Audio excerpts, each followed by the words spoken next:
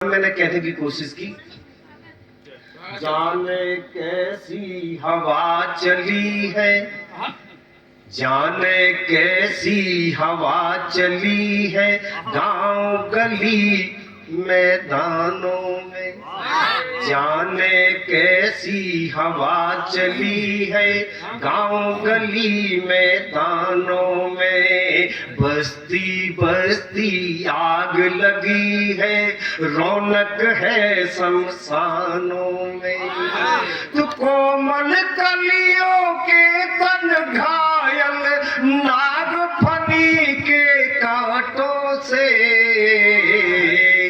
लतिकाएं भी सहमी सहमी रहती है बागानों में। आज बेटियां भी घर के अंदर सुरक्षित नहीं है, अपने बाप से भी सुरक्षित बेटी नहीं रही। तब का कि लतिकाएं भी सहमी सहमी रहती है बागानों में। और एक मुक्तक देखें, कहना चाहता हूं मैं महिलाओं के ऊपर, मैंने जो महसूस किया वो कहना चाहता हूं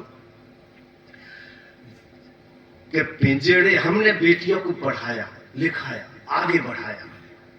जब हमने स्वतंत्रता दी तो वो आगे बढ़ी, और जब वो स्वच्छंद हो गई, हमारी आजादी को उन्होंने गलत रूप ले लिया, तो उन परिवारों को भी बदनामी मिली और देश को भी मिली। कैसे हालात हो गए, तब एक दर्द होता है। हम लोग क्या करते हैं, ईमानदार देखो, कविता ऐसा नहीं है कि कविता गांव की ओर चली, ये लोग गलत कहते हैं। मैं कमलकांत इस बात को कह रहा हूँ, और सुन लो क्यों कह रहा हूँ। आला कहाँ गाई गई? गाँव में। ढोला कहाँ गाया गया? गाँव में। जिगड़ी भजन कहाँ गाए गए? गाँव में। फाग कहाँ हुई? गाँव में। तो कविता कहाँ हुई? हुई क्या नहीं? और भाई साहब, तुम मात्राएं गिनोगे अपनी कविता में, गांव का व्यक्ति अगर रसिया भी गा रहा होगा, अगर मतलब जो है लंगुरिया भी गा रही हो महिलाएं, तो एक मात्रा का अंतर नहीं निकल सकता उसमें। तो कविता तो गांव में होती है, वो कविता को समझते। मैं इसी गांव था एटा के पास में ही, और भाई साहब बड़ी अच्छी टीम थी, 5-7 कवि थे बड़े बड़े, और एक व्यक्ति ने छंद पढ़ा। जहाँ छंद पढ़े गए, एक व्यक्ति ने छंद पढ़ा, और छंद नीचे से एक आदमी बोला, भाई साहब जहाँ में गलती है, नीचे से एक आदमी ने, और बता दी कि जहाँ पे गलती है। इसीलिए गांव में कविता होती है। तब मैं कहता हूं कि पिंजड़े से तो जीती मैना, मैना से मतलब कन्या लड़कियां आज की समय की बात हम घुमा कर आगे बात कर देते हैं, बात कुछ कहते हैं सीधी सीधी न कह के। पिंजड़े से तो जीती मैना, खुले गगन से हार गई। नोएडा भेजा हमने IIT को बीटेक करने के लिए, और वहां वो कॉल गर्ल बन गई। तब दर्द हुआ, पीड़ा होती है। तब हमने कहा कि पिंजड़े से तो जीती मैना, खुले गगन से हार गई। वो चकाचौंध के बाजारों की तृष्णा उसको मार गई। तो द्वापर युग में मुरलीधर ने चीर हरण से बचा लिया। आज द्रौपदी खुद ही चलकर दुशासन के द्वार गई। आज द्रौपदी खुद ही चलकर दुशासन के द्वार। एक बार जोरदार तालियां। कोई बात नहीं, ताली मत बजा। मैं सही बताऊं, द्रौपदी दुशासन के पास आई है।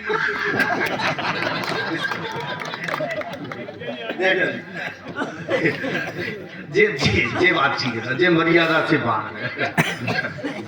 देखो मजाक अलग चीज होती है, लेकिन मजाक का भी स्वरूप मतलब इतना नहीं हो जाना चाहिए। ये तो ऐसी स्थिति है। और एक मुक्तक और देखा, आप बहुत अच्छे तरीके से सुन रहे हैं, मुझे अच्छा लग रहा है। वैसे तो जितना आप सुनेंगे उतना ही सुनाऊंगा, ज्यादा सुनाने के लिए तो भाई शिवम ने जो कह दिया मैं जिस लाइन में निकल जाऊं उसी में है कहता हूँ। सीता सबरी और वहल्या को त्रेता में राम मिले। सीता सबरी और वहल्या को त्रेता में राम मिले। राधा रुक्मिणी और गोपियों को द्वापर में श्याम मिले। कलयुग की नारी ने ढूंढा ईश्वर ढोंगी संतों में। राम रहीम मिले बदले में या फिर आसाराम मिले। राम रहीम मिले बदले में या फिर आसाराम मिले। मुझे अच्छा लगता है लेकिन मैं कभी ये नहीं कहता कि ताली बजाओ। कारण क्या है पता है? मैं आंख में आंख डाल के कविता पढ़ता हूँ और आप आंख में आंख डाल के सुनते हैं, तो यार इससे बड़ा आनंद क्या है बता? ये वही आत्मा से आत्मा मिल गई ना। और ताली बजा के तो हमने बजा आंख बंद करी और ताली बजा दी, कोई मतलब नहीं। अच्छा ऐसी स्थिति कोई। आइए मैं और इधर उधर के थोड़े से और मैं सोचता हूँ कि सब जगह से जोड़ा जाए। एक जिंदगी जीने के तरीके होते हैं। अब मुझे जो याद आता जाएगा मैं सुनाता जाऊंगा और मैं चाहता हूँ कि अच्छी बात हो जाए। ये सत्संग है अब हमारा आपका। कविता तो हो गई मंच की, अखाड़े वाली जो पूछती, हमारा आपका सत्संग है। तो मैं कहता हूँ कि दिल मिला कर जियो। मैंने जिंदगी में साथ 4 मुक्तक लिखे। एक व्यक्ति ने मुझसे कहा कि जो एक मेरे कवि मित्र थे, उन्होंने कहा यार 4 मुक्तक का क्या मतलब है? मैंने कहा यार जिंदगी जो है ना 4 पल की है, 4 दिन की है ना। 4 पाई बेच रहती है पुरुष में, 4 धर्म, 4 कर्म, 4 मोछ पोछ वाले सब 4 ही 4 है। तो मैंने 4 उसमें लिखा। तो मैंने लिखा जिंदगी कैसी कैसी होती है जिंदगी, मैं कुछ सुना देना चाहता हूँ। जिंदगी धूप है, जिंदगी छाँव है, हर्ष की है नदी, दर्द का गाँव है। जख्म है, जश्न है, शीत है, आग भी। जिंदगी है गुणा, जिंदगी है जुआ, जिंदगी दांव है। जिंदगी है जुआ, जिंदगी दांव है। तो अगर इस तरह के रूप है जिंदगी के, तो जिंदगी को जिए कैसे? कविता वही होती है जो संदेश देती है। संत वही होता है जिसके प्रवचन से आपकी जिंदगी बदले। तब मैं आपको 2 मुक्तक दे रहा हूं जिंदगी से जुड़े हुए। जब आप बता देना बोर हो जाए तो मैं बैठ जाऊंगा, मेरा काम पूरा हो गया। जिंदगी है वही जो उदासी पिए। अगर आपके चेहरे अंदर दर्द है और वो दर्द आपके चेहरे पे आ गया तो पड़ोसी पूछ लेगा, एक साथी पूछ लेगा यार क्यों परेशान हो, क्या बात है? और उसने पूछ लिया और तुमने अपने दर्द के बारे में बता दिया तो समझ लेना वो आपको ब्लैकमेल करेगा किसी न किसी दिन। ये मैं गारंटी के साथ कहता हूँ। उस समय हमदर्दी भले ही दिखाए। अगर आपने कह दिया कि मेरे भाई से विवाद हो गया, आप बड़ा परेशान है, तो भाई साहब कोई योजना बनाना शुरू कर देगा, तुम्हारे और बीच में खाई पैदा कर देगा।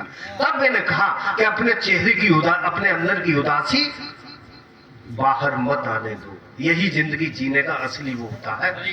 जिंदगी है वही जो उदासी पिए। भाई साहब पंक्ति अगली आपको सौंप रहा हूं। जिंदगी है वही जो उदासी पिए, हौसला हो बड़ा मुश्किलों के लिए। जिंदगी वो रही व्यर्थ की जिंदगी, मर गए फिर जिए, फिर मरे फिर जिए, मर मर मर के जीना, मर गए फिर जिए, फिर मरे फिर जिए। और कैसी जिंदगी जीनी चाहिए तो कहना चाहूँ, जिंदगी को नहीं दिल मिला कर जियो, जिंदगी को नहीं दिल मिला कर जियो, जिंदगी को जियो खिल खिला कर जियो। 4 दिन के लिए क्यों भला अनबनी, जी सको तो जियो दिल मिला कर जियो, जी सको तो जियो दिल मिला कर जियो। और ये मैंने आगे संदेश से जुड़ी हुई, अगर आप आदेशित करें तो मैं थोड़ा पानी हिंदुस्तान